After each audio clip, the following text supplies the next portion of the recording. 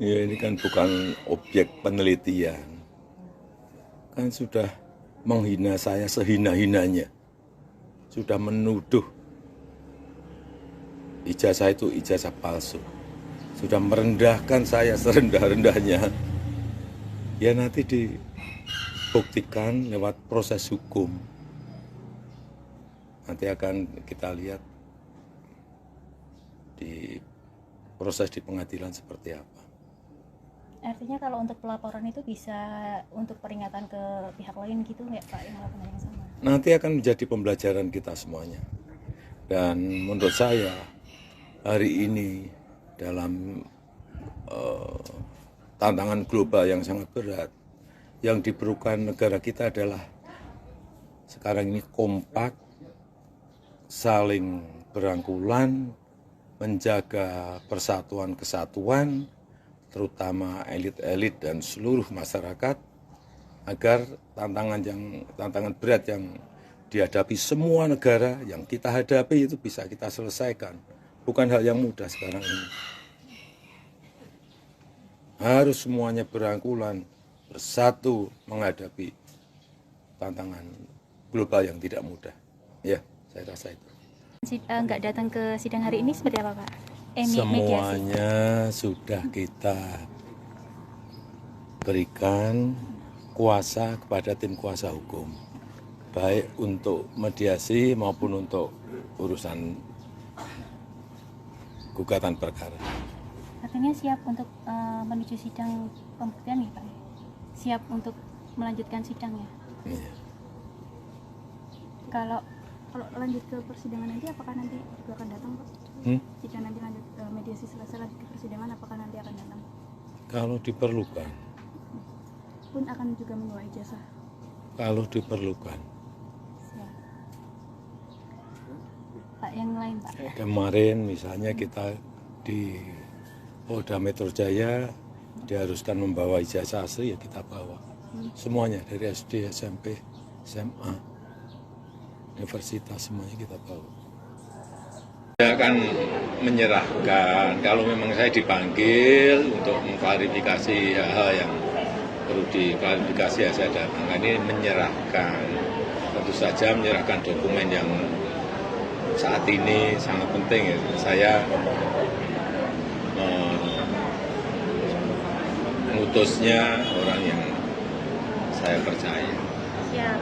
Pak, berarti sekarang posisi ijazah aslinya masih ada di baris? Di baris krim. Nanti kalau sudah selesai pasti akan diberitahukan, kemudian kita ambil. Seluruh ijazah Pak? Iya. Mulai dari SD sampai kuliah? Masih di sana yang SMA sama yang kuliah. Supaya tahu ya, di baris krim itu ada aduan. Ada aduan dari seseorang.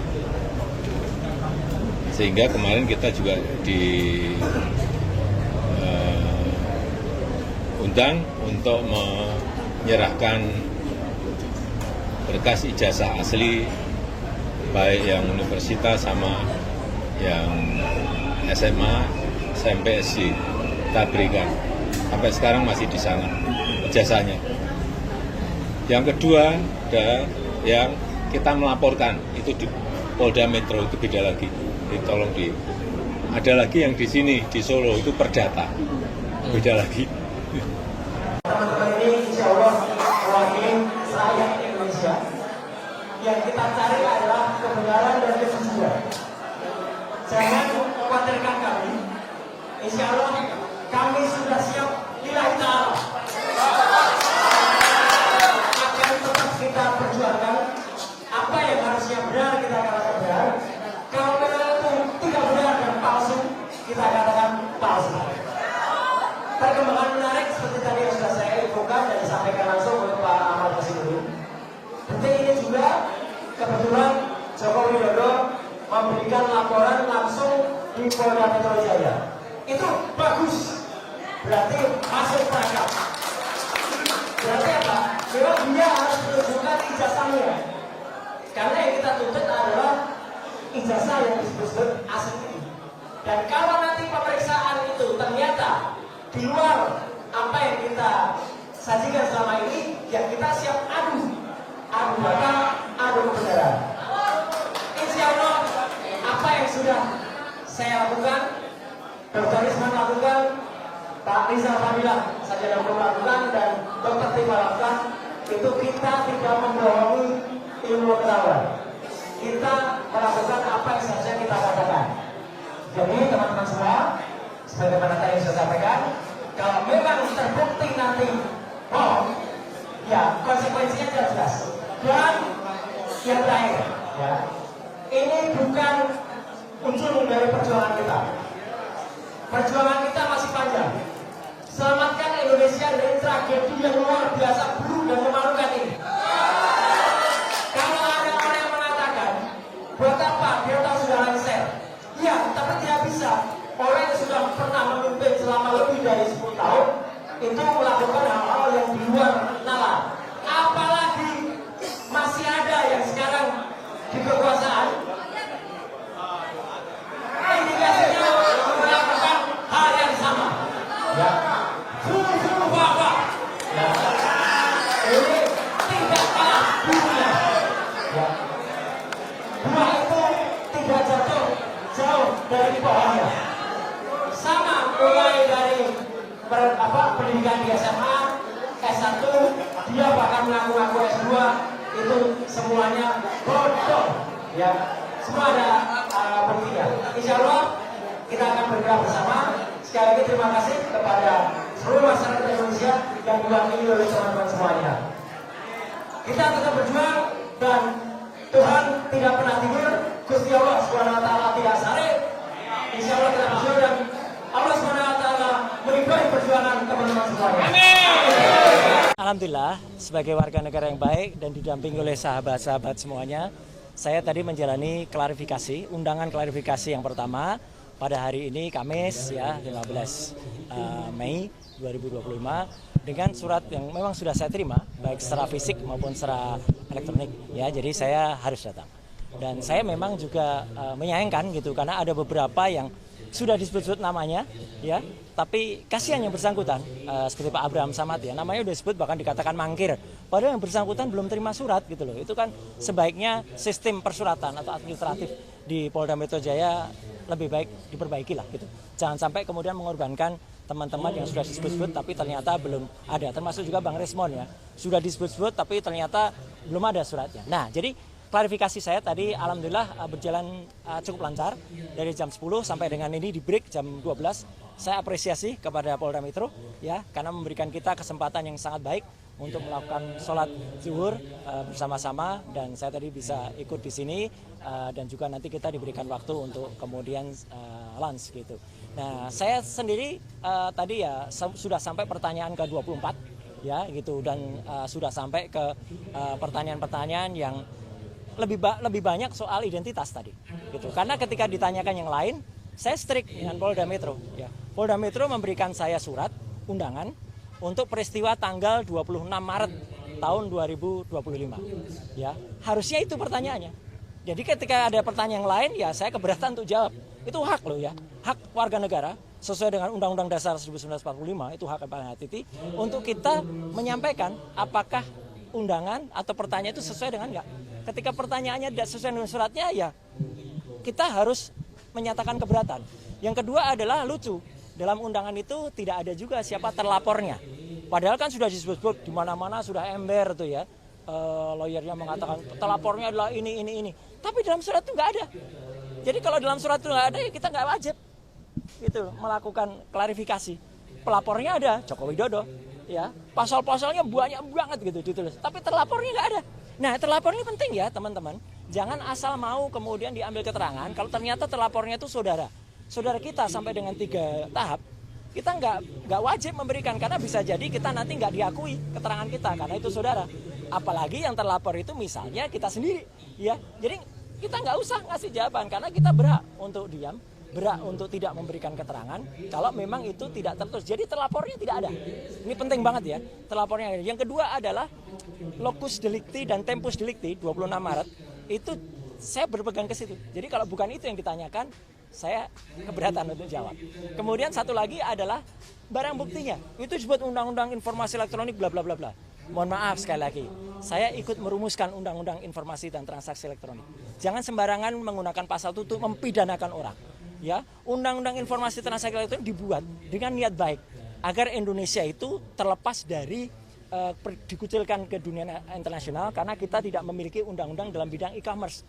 Jadi pasal-pasal itu adalah misalnya untuk 32 dan 35. Itu misalnya untuk seseorang ngirim bukti transfer kepada teman. Tapi bukti transfer direkayasa, diutak-utik.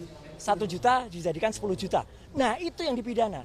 Ada orang misalnya ya posting ini ijazah asli gitu ya. Tapi ternyata yang punya ijazah nggak mengakui kalau itu asli. Ya, kader partai itu. Ya, dia yang harusnya bisa kena itu. Dia bisa kena 8 tahun atau 12 tahun. Sedangkan Dr. Resmond, Dr. Tifa, saya tidak melakukan apapun terhadap barang elektronik. Dan yang penting apa? Barang elektroniknya nggak ada. Jadi dokumennya saya tadi tanya, mana dokumen yang dilaporkan? Nggak ada, Pak. Loh, kalau nggak ada ya gimana penyidik? Gitu loh. Kenapa nggak ada dokumen elektronik? Ini Undang-Undang Informasi dan Transaksi Elektronik. Pasal 5 ayat 1-nya harus ada dokumen elektronik. Jadi kalau dokumen elektroniknya nggak ada, sama saja dengan kita, tiba-tiba Bang Rustam ini, tiba-tiba dituduh melakukan, maaf ya, pembunuhan. Tapi mayatnya nggak ada. Gimana bisa dituduh beliau melakukan pembunuhan? Bahkan kalaupun ada mayatnya diperiksa dulu, diforensik dulu. Benarkah mayat itu terbunuh atau dibunuh? Kalau Bang Rusman tiba-tiba ngaku aja saya, oh ya saya mau, ya kasihan beliau dong. Jadi saya ngajak teman-teman untuk lebih berpikir ya, termasuk juga penyidik ya. Jangan Anda mau ya diminta untuk mencantumkan pasal-pasal yang bukan peruntukannya gitu loh. Jadi 3 itu yang kemudian saya pertanyakan ya, diselundupkan pasal itu. Jadi sekali lagi teman-teman, saya tetap mengapresiasi Polda Metro dan saya cepat ya jam 10 tadi itu sudah 24 pertanyaan ya. Kalau rata-rata pada sampai 40-70 ya insya Allah nggak sampai sore ya, atau nggak sampai malam lah. Mungkin sore nggak apa-apa lah, kami ngobrol-ngobrol sambil ngasih kuliah kan nggak apa-apa. Gitu. Jadi kita ngasih kuliah tentang undang-undang ITE tadi di dalam itu. Ini naskah akademiknya gini. Ini harusnya pasal ini digunakan. Oh siap bang. Itu. Jadi itu yang benar. Jangan asal mau kita dipaksa.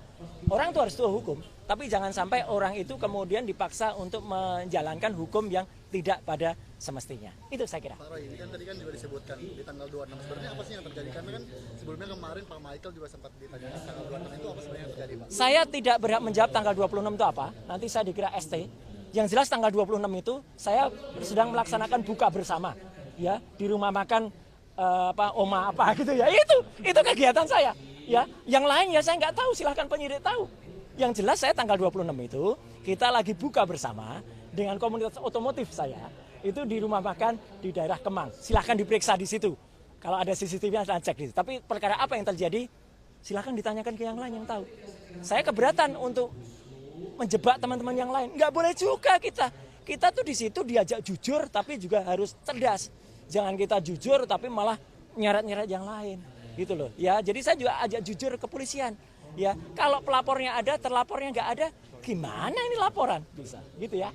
Oke, saya kira itu ya, Mas. Assalamualaikum warahmatullahi wabarakatuh. Waalaikumsalam. Salam sejahtera untuk kita semuanya. Di kesempatan sore hari ini, ya, sore ini jam berapa? Jam 3, ya. Saya secara pribadi dan kami secara keseluruhan itu mengaturkan terima kasih yang sebesar-besarnya, khususnya kepada Bapak Kapolri, ya, Pak Sigit, ya. Kapolda Metro Jaya, Pak Karyoto, dan semua penyidiknya yang telah menjalankan tugas secara sangat profesional. Kenapa sangat profesional? Ya, karena saya tadi memang melakukan apa yang menjadi hak saya untuk menjawab pertanyaan-pertanyaan dalam undangan klarifikasi, dan alhamdulillah penyidiknya, saya nggak perlu sebut namanya ya, itu adalah juga melakukan sesuai dengan apa yang saya katakan. Jadi saya menjawab dengan detail semua apa yang ditanyakan sepanjang itu berhubungan dengan surat undangan yang diberikan kepada saya. Ya, jadi artinya itulah makanya saya juga berharap ya agar polisi itu bisa presisi ya, jadi bisa profesional untuk melakukan tugas seperti ini. Jadi artinya kalau yang memang itu yang ada dalam surat undangan, ya itu yang kemudian ditanyakan, ya tidak menanyakan yang lain atau bahkan melebar ke hal yang lain. Jadi alhamdulillah ya saya tadi sudah menjawab dengan detail sampai sekitar 26 pertanyaan ya dengan jumlah halaman sekitar 22 lebih ya. Dan saya juga menyampaikan jawaban saya atas pertanyaan-pertanyaan pada laporan. Dan saya juga saya tadi juga sampaikan dalam jawaban ya. Saya harap tugas profesional polisi itu persis sama yang dilakukan terhadap saudara pelapor ya. Pelapor itu melaporkan belum ada yang terlapor gitu. Jadi melaporkan atau membuat laporan ini pada tanggal 30 April 2024 dan langsung terbit hari itu juga ya surat perintah penyelidikan pada tanggal yang sama. Ini luar biasa. Ya, kalau ini dilakukan untuk semua masyarakat tentu akan sangat senang karena laporan bisa cepat dan kemudian tegas, presisi langsung. Hari itu juga lapor ke SPKT, hari itu juga langsung buat BAP, hari itu juga kemudian terbit surat perintah penyelidikan dan bahkan undangan. Ya, jadi saya harapkan sikap itu juga ada pada semua pelaporan yang ada. Jadi jangan membedakan masyarakat yang ada. Jadi kami ini juga dengan cepat juga diberikan undangan klarifikasi, tapi juga kami juga cepat juga bisa diselesaikan karena kita sama-sama insya Allah kita mengerti hukum. Ya, kalau kita mengerti hukum ya begini. Jadi artinya apa yang ditanyakan, apa yang dijawab, saya tidak perlu menjawab apa yang tidak ditanyakan, apa yang tidak ada dalam surat. Itu aja saya kira. Konfirmasi Mas, ya. Pelapor di tanggal 30 itu siapa? Pelapor di tanggal 30 itu yang saya baca tadi itulah insinyur tulisannya gitu ya. Ya, Insinyur Haji Joko Widodo. Tadi yang digali oleh penyidik di dalam apa saja yang terkait dengan laporan itu? Ya, 22 pelaporan itu banyak soal bagaimana dulu hidup saya, kisah saya. Ya, saya SD, SMP, SMA, ada ijazah semua ya. Ya, kemudian S1 UGM asli, S2 UGM asli, S3 UNJ asli. Ada itu ijazahnya? Ada lah, jelaskan semua gitu. Dan kemudian apa profesi saya sekarang? Saya profesi sekarang sebagai konsultan telematika dan multimedia. Kemudian saya diminta menjelaskan apa itu telematika. Telematika adalah telekomunikasi, media dan informatika untuk bisa menganalisis. Jadi saya saintis ya, menganalisis secara independen segala hal yang berbau dengan suara, foto, video dan lain sebagainya. Bahkan saya juga diminta dari menjelaskan perjalanan hidup saya. Ya saya jelaskan dulu saya sempat jadi dosen sekitar 8 tahun di UGM ya. Kemudian 10 tahun saya dosen di ISI, Institut Seni Indonesia. Kemudian saya sempat menjadi anggota KPI ya, Komisi Penyiaran Indonesia Daerah Istimewa Yogyakarta. Saya sempat juga masuk sebagai anggota DPR Komisi 1, komisi yang menangani undang-undang ITE, undang-undang keterbukaan informasi publik dan lain sebagainya. Dan kemudian saya sempat membantu Presiden SBY menjadi Menteri Pemuda dan Olahraga di tahun 2013 dan saya kembali menjadi anggota DPR lagi sampai dengan tahun 2019 dan sekarang saya sebagai konsultan independen. Jadi selaku konsultan independen, saya independen ya, saya berhak melakukan apa yang menjadi tugas saya dan kemudian saya berhak menyampaikannya kepada masyarakat sepanjang dengan ilmu pengetahuan dan menjadi keterbukaan informasi publik. Itu aja yang ditanyakan tentang itu. Kemudian tentang ada beberapa hal yang lain yang ditanyakan, apakah soal video begini, saya hanya jawab singkat saja. Apakah itu ada pada surat laporan tertanggal 26 Maret 2025. Ketika ditanyakan tidak terkait dengan itu, ya sudah. Jangan tanya saya yang tidak ada kaitannya dengan itu. Ya, jadi kalau sama tidak ada itu, jadi lokus dan tempusnya tidak sama dengan apa yang ada pada surat undangan, ya sudah, itu tidak perlu dijawab. Ibaratnya kalau kita mengerjakan ujian, ya teman-teman semua, ya masyarakat, kita diminta untuk belajar tentang fisika. Ternyata nanti pertanyaannya soal kimia, ya jangan dijawab. Uang kita tugasnya adalah menjawab soal fisika. Jadi itu sama cerdasnya. Alhamdulillah tadi penyidik juga cerdas. Siapa? Jadi kalau Bapak tidak menjawab, saya tidak menolak jawaban. Tapi saya keberatan dijawab, ya sudah. Artinya clear semuanya. Kemudian itu ada poin-poin sehingga saya juga tidak menyiksa teman-teman untuk harus menunggu sampai tengah malam. Ya, saya juga tidak menyiksa penyidik dan pembuat laporan. Saya harapkan juga tidak menyiksa masyarakat. Ya, gitu. Dengan membuat laporan-laporan yang tidak ada gunanya atau tidak ada manfaatnya ya bagi seluruh masyarakat. Saya kira itu. Video yang tadi dipertanyakan video apa sih? Video yang tadi dipertanyakan ya karena saya nggak lihat lagi karena saya dipertanyakan nggak ada hubungannya dengan itu ya nggak perlu saya jawabkan. Itu. Ada pertanyaan lain mungkin yang substansi yang terkait nggak ada karena video itu? Karena yang terkait dengan surat laporan itu ini harus jelas ya teman-teman. Jadi ini clear banget ya. Ini clear banget. Jadi LP itu ada pelapornya, tapi lucunya nggak ada terlapor. Sekali lagi ya, tidak ada nama terlapor. Jadi untuk para kuasa hukum yang kemarin sudah nyebut-nyebut nama, inisial dan sebagainya, hentikan tindakan-tindakan seperti itu tidak bagus ya untuk masyarakat. Karena ternyata tidak ada terlapornya. Jadi kalau tidak ada terlapornya, saya nggak perlu jawab. Karena kalau saya menjawab, jangan-jangan saya nanti jadi saksi. Kalau jadi saksi dan saudara yang terlapor itu adalah saksi saudara saya, ya saya nggak boleh jadi saksi. Atau misalnya yang terlapor itu adalah untuk pribadi, loh saya malah nggak boleh lagi itu untuk menjawab seperti itu. Daripada itu mubazir, ya lebih baik dari awal saya tanyakan terlapornya mana. Ya, ketika tidak ada terlapornya, ya sudah, saya senyum saja. Penyidik juga ngerti, ya Pak, nggak ada terlapornya, kita masukin. Nah, yang kedua adalah lokus dan tempusnya sudah jelas banget. Ya, terjadi di Jakarta Selatan, nggak ada Rabunya, tapi tanggal 26 Maret 2025. Udah, sepanjang tidak ada pertanyaan soal itu, ya nggak perlu kita jawab. Ya, karena itu pertanyaannya menyangkut soal itu. Kemudian yang paling penting lagi, saya juga mempertanyakan, ini kan ada pasal. Ya, di samping pasal 311, 310, 27 ayat A, ada juga pasal yang mau dimasukkan ke dalamnya, ya, pasal yang diselundupkan. Saya nggak tahu menyelundupkan siapa, ya gitu. Itu pasal 32 dan 35 Undang-Undang ITE. Kebetulan dulu saya ikut merancang Undang-Undang ITE bersama teman-teman yang lain. Pasal itu tujuannya, sekali lagi saya ulangi, adalah untuk transaksi elektronik supaya Indonesia itu diselamatkan dari perdagangan internasional dan kita bisa ikut. Bukan pasal untuk mempidanakan orang. Jahat sekali kalau ada orang menggunakan pasal itu untuk mempidanakan seseorang. Kayak dulu kasus Mbak Prita Mulyansari. Jahat sekali. Ya, Omni Batavia waktu itu mempidanakan Mbak Prita gitu loh. Sama dengan ini. Karena pasal itu ancamannya sangat tinggi. Dan pasal itu misalnya, saya kasih contoh. Ada orang ya mentransfer 1 juta. Kemudian dalam bukti transfernya, saya ubah jadi 10 juta. Itu saya bisa kena pasal itu di pasal 32. Ada orang memposting sebuah dokumen elektronik, namanya ijazah misalnya. Dia katakan itu asli gitu. Padahal ternyata orang yang punya ijazah mengatakan, saya nggak pernah mengeluarkan ijazah itu loh. Lah berarti yang memposting ijazah itu salah seorang kader dari partai itu. Kena pasal itu harusnya.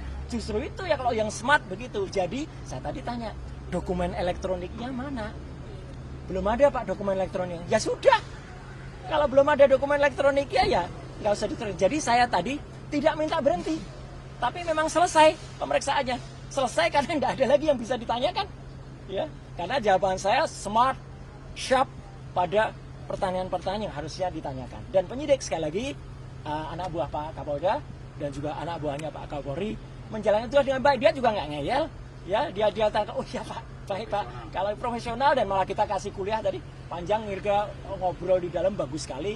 Dan juga bagus, jam 12 tadi saya diberi waktu untuk sholat zuhur, makan, sholat, kemudian juga hari ini begitu sudah selesai, ya selesai, udah di print, clear, semua sudah saya teken, tanda tangan, ya. Dan saya berharap hal yang sama terjadi pada teman-teman yang mungkin ikut diundang, ya. Saya harapkan mereka menjawab dengan sharp, and clear, and clean, dan smart. Pak, gitu. Tadi next agenda kira-kira ada di belum ada ya berarti belum ada karena selesai ya, karena pemeriksaan saya selesai. Saya tidak minta berhenti atau dihentikan, tidak, ya. Anda tahu teman-teman, saya alhamdulillah sehat walafiat, ya gitu, jasmani, meskipun rohani saya tadi juga bilang di dalam, saya rohani agak lihat ini apa nih pasal kok banyak sekali kayak gini, ya gitu. Jadi kita juga berhak menanyakan loh. Jadi teman-teman kalau diundang itu jangan seperti tiba-tiba kita dituduh sesuatu yang nggak jelas pasalnya. Pasalnya kita pertanyakan. Kebetulan pasal-pasal itu saya ikut membuat dulu. Saya jelaskan ini loh maksudnya begini. Di naskah akademiknya ini loh. Jadi harus ngerti pasal itu. Bukan asal kemudian ada pasal ini dipakai untuk mempidanakan orang. Jangan sampai ya. Jangan kita malah justru memiliki mens rea atau niat kurang baik untuk mempidanakan orang. Okay. Mas Roy, siapa lagi yang diperiksa? Masih ada Dokter Tifa di dalam. Dan moga-moga Dokter Tifa juga sama. Moga-moga bisa smart dan menjawab. Tapi ya kita berdoa saja dan moga-moga kalau ada teman-teman yang lain ya, saya berharap tidak banyak lagi yang harus dibuat dipanggil atau bahkan dibikin susah dengan ada laporan yang nggak jelas. Ini laporan nggak jelas ini. Laporan kok nggak ada yang terlapor. Sekali lagi loh ya, bohong kalau dikatakan sudah ada terlapornya. Nggak ada. Dalam klarifikasi itu belum ada terlapornya. Ya, itu ya saya kira. Oke, terima kasih.